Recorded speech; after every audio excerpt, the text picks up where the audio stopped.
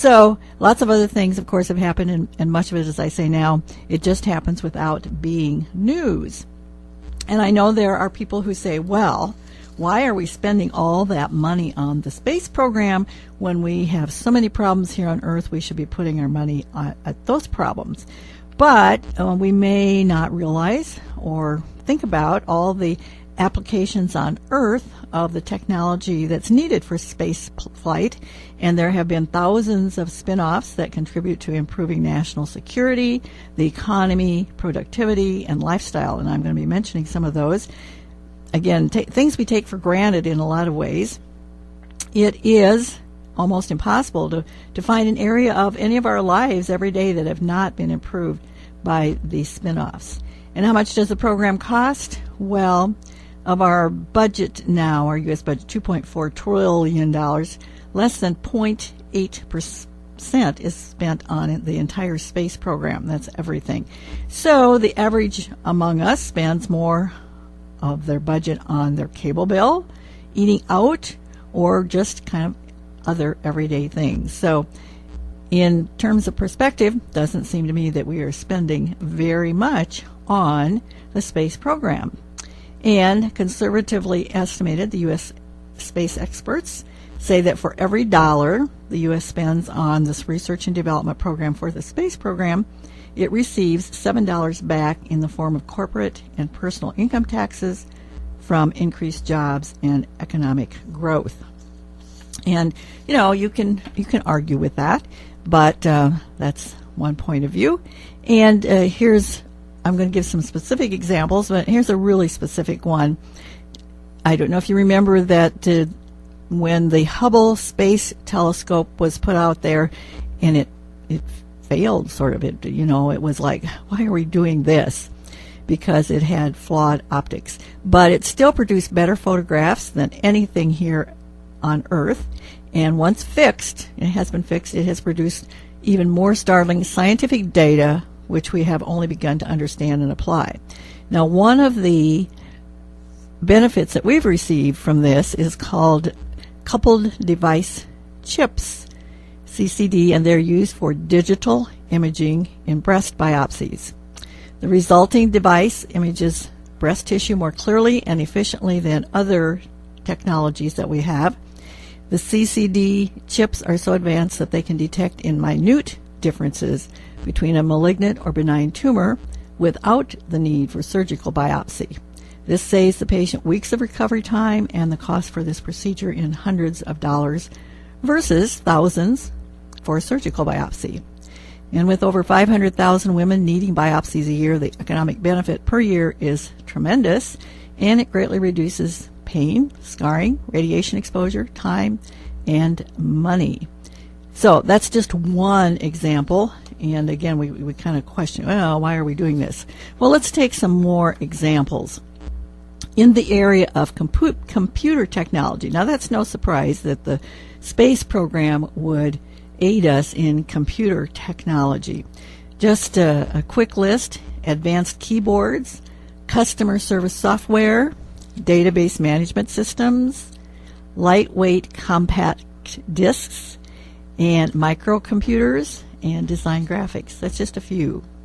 And we also now are talking about virtual reality. We have programs, we have games, whatever, virtual reality. That's all from a NASA-developed research. What about closer to perhaps personal everyday kinds of things in the relationship to consumer, home, and recreation? Well, water purification system was developed because, of course, when you're going into space, you better have water that's good. How about scratch-resistant lenses? NASA developed the coating of lenses with a film of diamond-like carbon that not only provides scratch-resistant, but also decreases surface friction, reducing water spots. Pool purification, well, for a lot of us that's not a big deal, but for some it really is.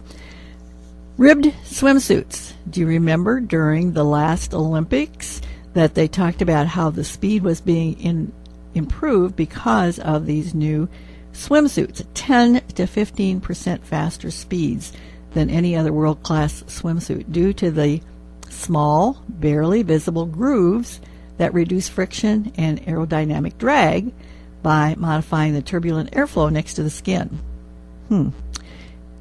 Here's one for the golf players. A recently designed golf ball, which has 500 dimples arranged in a pattern of 60 like in a sphere, employs NASA aerodynamics technology to create a more symmetrical ball surface, sustaining initial velocity longer and producing a more stable ball flight for better accuracy and distance. There you go, golfers. Athletic chutes. The moon boot material has helped us in developing those running shoe midsoles that improve shock absorption and provide superior stability and motion control. Another list related to the consumer home recreation areas, dust busters. And think about it, you can't have dust running around there in those capsules and those shuttles. Shock absorbing helmets, home security systems, smoke detectors, flat panel televisions, high density batteries, trash compactors, food packaging and freeze-dried technology, cool sportswear, hairstyling appliances, fogless ski goggles, self-adjusting sunglasses, hang gliders, art preservation, and quartz crystal timing equipment.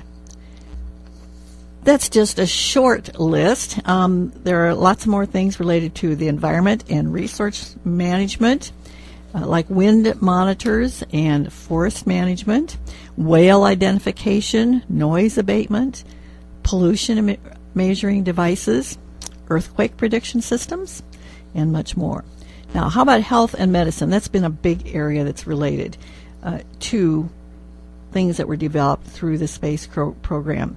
Ultrasound scanners, automatic insulin pumps, portable x-ray devices, invisible braces, clean room apparel, implantable heart aid, bone analyzer, and cataract surgery tools. I'm guessing those of you listening have probably had one of those at least that's been involved in your life. And then there's the whole industrial productivity and manufacturing technology. Magnetic liquids, for instance. How about self-locking fasteners, machine tool software, laser wire strippers? On and on the list goes of items that have been developed because of the technology that's required in the NASA program. So just a thought there about the program. And until next time, here's a thought. If you don't follow through on your dreams, you might as well be a vegetable. This year, spring fashions are a celebration of confidence and individuality. Tanner's Fashions in downtown Atlantic has a large selection of beautiful fashions, shoes, and accessories to help you express your ever-unique personality. Now is the time to be thinking ahead for those weddings, graduations, and class reunions. Tanner's can dress you from head to toe for any special occasion, whether you're petite or a missy figure. Spring will soon be here, and shop Tanner's for quality fashions, shoes, and accessories for both the young and the young at heart. Well, glad you could join us this morning for today's edition of Backyard and Beyond with Lavon Eblin. It was brought to you by Tanner's Fashion, which has top-quality women's clothing, where browsers are welcome and buyers are adored. Well, just about now till 10 o'clock, where we'll have your 10 o'clock Fox News, and then quick reminder that your normal noon hours will be, or noon news hour rather, will be at 11 o'clock this morning due to the fact that we do have high school basketball airing later this morning when Guthrie Center takes on St. Mary's of Storm Lake coming up at 11:45. That's when pregame coverage begins. We're proud to call the Coca-Cola capital of Iowa our home. This is the station where your friends are. AM 1220, KJN Atlantic.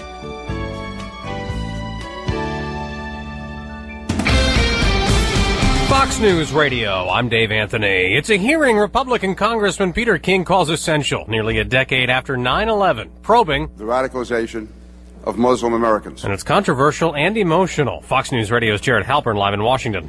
Minnesota Democrat Keith Ellison, one of just two Muslims serving in Congress, teared up, recalling the story of a young Muslim paramedic killed responding to the World Trade Center on 9/11. His life should not be identified as just a member of an ethnic group or just a member of a religion.